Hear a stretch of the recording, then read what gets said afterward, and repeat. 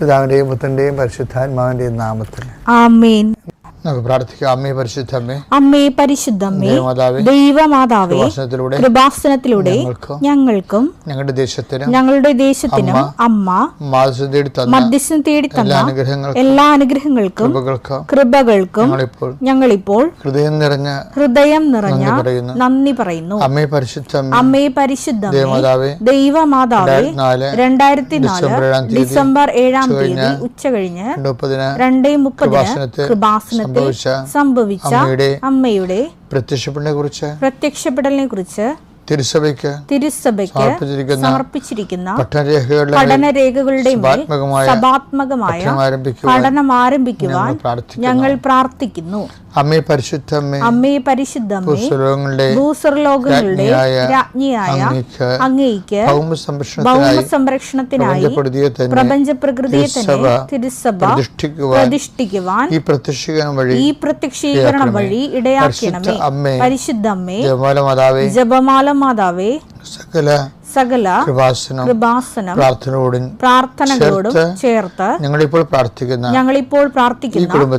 ഈ കുടുംബത്തിന്റെ പ്രത്യേക നിയോഗം. ഇന്നത്തെ നിയോഗം പറ മക്കളെ.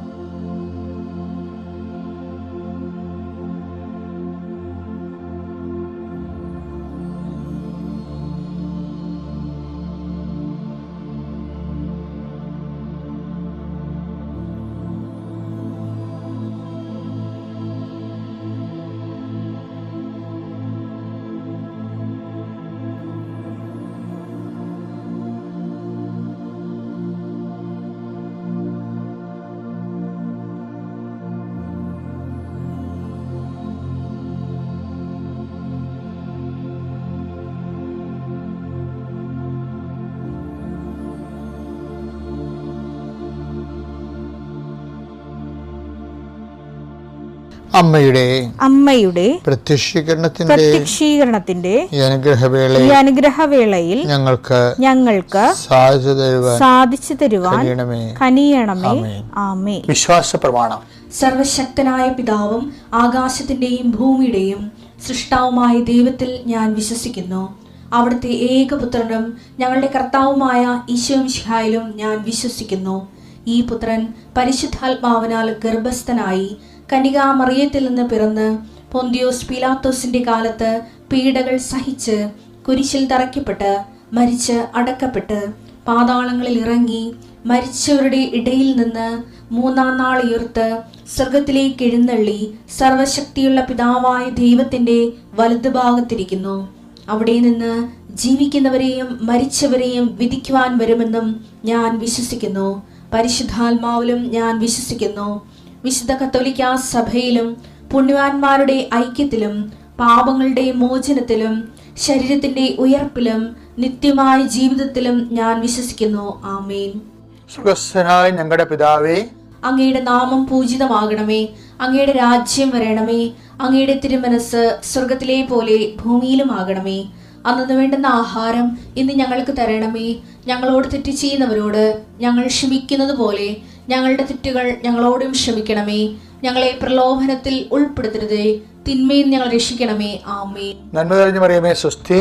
കർത്താവ് അങ്ങയുടെ കൂടെ സ്ത്രീകളിൽ അങ്ങ് അനുഗ്രഹിക്കപ്പെട്ടവളാകുന്നു. അങ്ങയുടെ ഉദരത്തിൻ ഫലമായി ഈശോ അനുഗ്രഹിക്കപ്പെട്ടവനാകുന്നു. പരിശുദ്ധ മറിയമേ, തമ്പുരാന്റെ അമ്മേ, പാപികളായ ഞങ്ങൾക്ക് വേണ്ടി ഇപ്പോഴും ഞങ്ങളുടെ മരണസമയത്തും തമ്പുരാനോട് അപേക്ഷിക്കണമേ. ആമേൻ.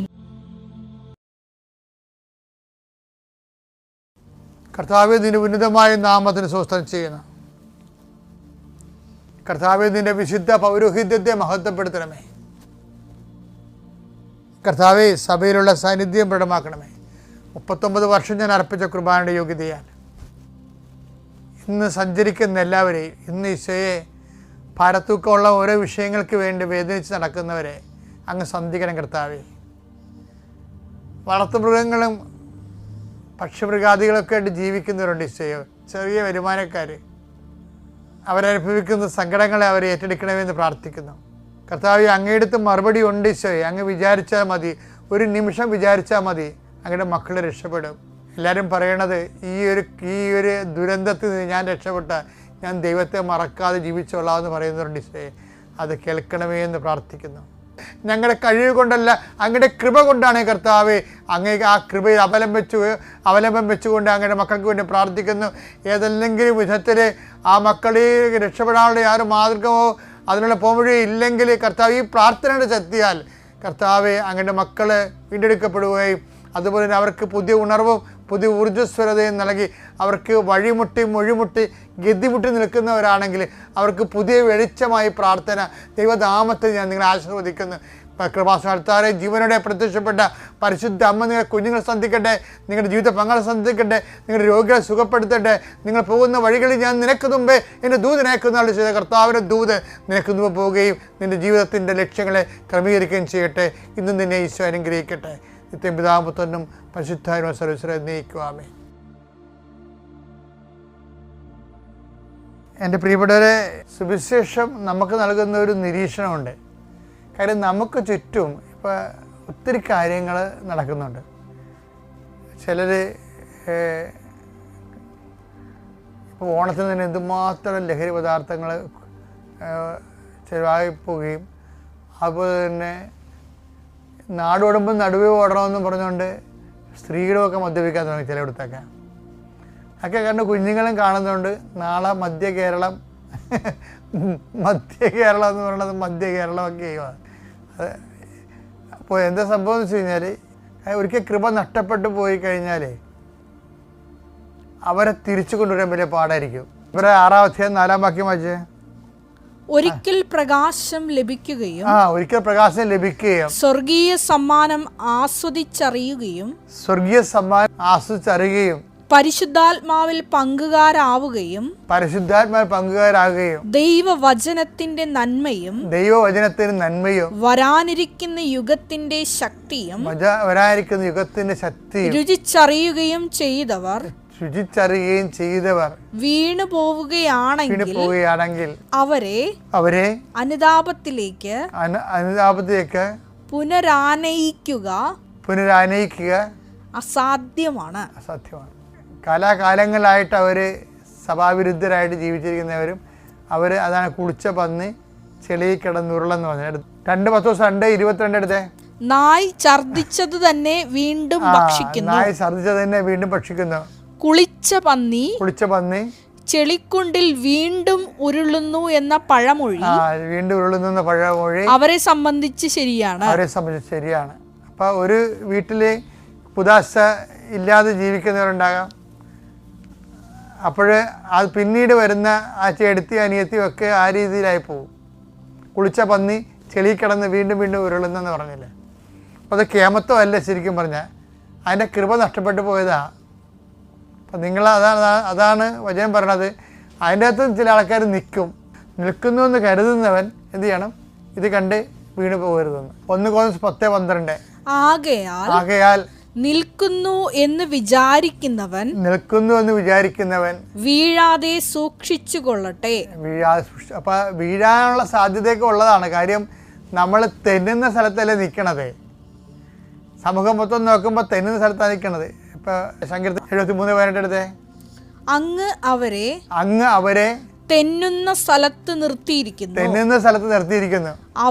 അവർ നാശത്തിലേക്ക് വഴുതി വീഴുവാൻ അങ്ങ് ഇടയാക്കിയിരിക്കുന്നു. വീണത് നിങ്ങൾ ഓർക്കണത് അവരുടെ കേമത്വം കൊണ്ട് വീണതല്ല, ദൈവം തള്ളിയിട്ടതാണെന്ന്. പിടിയിടിയാ. ഓരോ അണ്ണന്മാർ വീണുന്നില്ലേ? വീണിന് മോന്തയും മുഞ്ഞിയൊക്കെ പോണില്ലേ? ഇല്ലേ?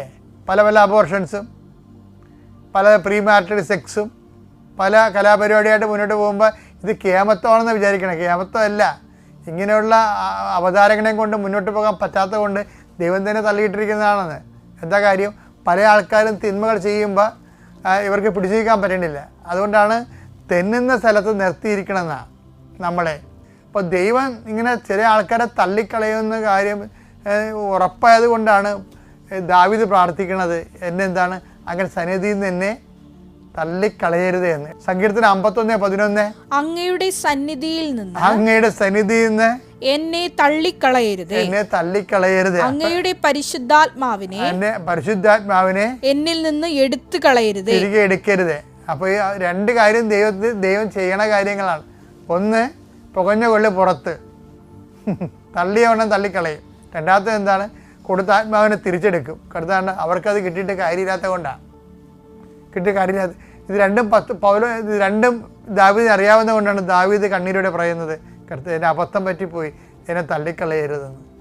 ഇതൊന്നും കേമത്വമല്ല, അബദ്ധമാണെന്ന്. കേമത്വമല്ല, അബദ്ധമാണെന്നാണ് പറയണത്. ഉറിയാനെ കൊന്നത് കേമത്വമല്ല, അത് അബദ്ധമായിപ്പോയി. ബർശിബയെ പ്രാപിച്ച കേമത്വമല്ല, അത് അബദ്ധമായിപ്പോയി എന്ന് കണ്ണീരോടെ പറഞ്ഞിട്ട് പറയും, എന്നെ തള്ളിക്കളയരുത് എന്ന് പറയും. അതാണ് അനുതാപം എന്ന് പറയണത്. അനുതാപം ഉണ്ടെങ്കിൽ അത് വീണ്ടും ആവർത്തിക്കപ്പെടുന്നില്ലെന്ന് ദൈവത്തിന് തോന്നിയാൽ തീർച്ചയായിട്ടും നിനക്ക് റീ എൻട്രി കിട്ടും. അല്ലെങ്കിൽ നീ നിൻ്റെ കുടുംബത്തിൻ്റെ കാര്യം നീയും കുടുംബവും രക്ഷ പ്രാപിക്കുമെന്ന് പറഞ്ഞ പോലെ തന്നെയാണല്ലോ. അപ്പോൾ എന്താണ് പറഞ്ഞത്? കർത്താവ് യേശുക്രിസ്തുവിൽ വിശ്വസിക്കുക, നീ നിൻ്റെ കുടുംബവും രക്ഷ പ്രാപിക്കും. ഇപ്പം കുടുംബം ചേർത്താണ് പറയണതേ. ഇപ്പം ശാപം കിട്ടുമ്പോഴും അങ്ങനെ തന്നെയല്ല വരണത്. കുടുംബം രക്ഷ പ്രാപിക്കുമെങ്കിൽ തന്നെയും ശാപവും അതുപോലെ വരുമല്ല. ഒരുത്തൻ കയറി എന്തെങ്കിലും ദൈവത്തിന് നിരക്കാത്ത കാര്യം കാണിച്ച് പണത്തിൻ്റെ പേരിലോ, അവൻ ജോലിക്കാരനായതുകൊണ്ട് ശമ്പളക്കാരനായതുകൊണ്ട് വീട്ടിലെ ചിലവ് നടത്തുന്ന കാരണം അമ്മ അതിനെ സപ്പോർട്ട് ചെയ്യും, അവൻ കാണുന്ന തിന്മയെ അപ്പനെ സപ്പോർട്ട് ചെയ്യും. അങ്ങനെ വരുമ്പോൾ എന്ത് ചെയ്യും? ഇപ്പം പലയിടത്തും തിന്മകൾ സംഭവിക്കണം. അങ്ങനെയല്ലേ? ഒരുത്തനും കയറി അവിടുത്തെ വേലക്കാരന് വരുമാനമുള്ള ആൾക്കാരെ മാറുമ്പോൾ അവൻ എന്ത് പോക്രിത്തരം കാണിച്ച് കഴിയുമ്പോൾ അമ്മയ്ക്ക് സപ്പോർട്ട് ചെയ്യാതിരിക്കാൻ പറ്റത്തില്ല. അല്ലെങ്കിൽ അവന് ചിലവ് കൊടുക്കത്തില്ല വീട്ടിലെ. അപ്പോൾ അമ്മ സപ്പോർട്ട് ചെയ്യുമ്പോൾ ഇളയത്തെങ്ങളും അതിൻ്റെ കൂടെ വഴിവെച്ചിട്ട് അവരെ സപ്പോർട്ട് ചെയ്ത് നിൽക്കും. അങ്ങനെ അധർമ്മത്തിൻ്റെ കൂടായിട്ടുള്ള എത്ര കുടുംബങ്ങളുണ്ടെന്ന് അറിയാവും. അങ്ങനെ കുടുംബങ്ങളുടെ എണ്ണം കൂടുന്ന സമയത്താണ് ആ ഇടവകയിൽ തന്നെ ഈ അന്തഛിദ്രം ഉണ്ടാകണം. ശരിക്കും പറഞ്ഞാൽ അതുപോലെ അങ്ങനെ കുറേ ഇടവകയുണ്ട്. ഇടവകയിൽ ചില അതായത് ഇങ്ങനെ കാലാകാലം കണ്ട അധർമ്മം മാത്രം പെരുകി രോഗാതുരമായിട്ടുള്ള ഗുണം. അതുകൊണ്ടാണ് നമ്മൾ ഈ ഇത്തരം കുടുംബങ്ങളുടെ എണ്ണം പൊതുസമൂഹത്തിനെ ബാധിക്കുന്നതുകൊണ്ടാണ് നമ്മൾ നിത്യാരാധനയൊക്കെ വെക്കണത്. ആൾക്കാർ പരിഹാര ആരാധനയൊക്കെ വെക്കത്തില്ലേ പള്ളികളിൽ? ഒരു ദിവസം മുഴുവനും ഇതുപോലെ ഇത് അഡ്രസ്സ് ചെയ്യാൻ വേണ്ടിയാണ്. നമ്മൾ ആ ഉണർവോടെ അഡ്രസ്സ് ചെയ്യുന്നില്ല എന്നുണ്ടെങ്കിൽ കുറച്ച് കഴിയുമ്പോൾ എല്ലാവരും ഈ പനി ബാധിക്കും. അപ്പോൾ നിസ്സാരമല്ല അത് ശരിക്കും പറഞ്ഞാൽ. ഇപ്പോൾ വർഷങ്ങളായിട്ട് പള്ളികളിൽ വ്യഭിചാരത്തെക്കുറിച്ചോ ഗർഭചിത്രത്തെക്കുറിച്ചോ നിത്യതയെക്കുറിച്ചോ അച്ഛന്മാർ സംസാരിക്കണില്ല, പാസ്റ്റർമാർ സംസാരിക്കണില്ല എന്ന് പറഞ്ഞ് കഴിഞ്ഞ ദിവസങ്ങളിൽ ഒരു വീഡിയോ ഉണ്ടായിരുന്നു.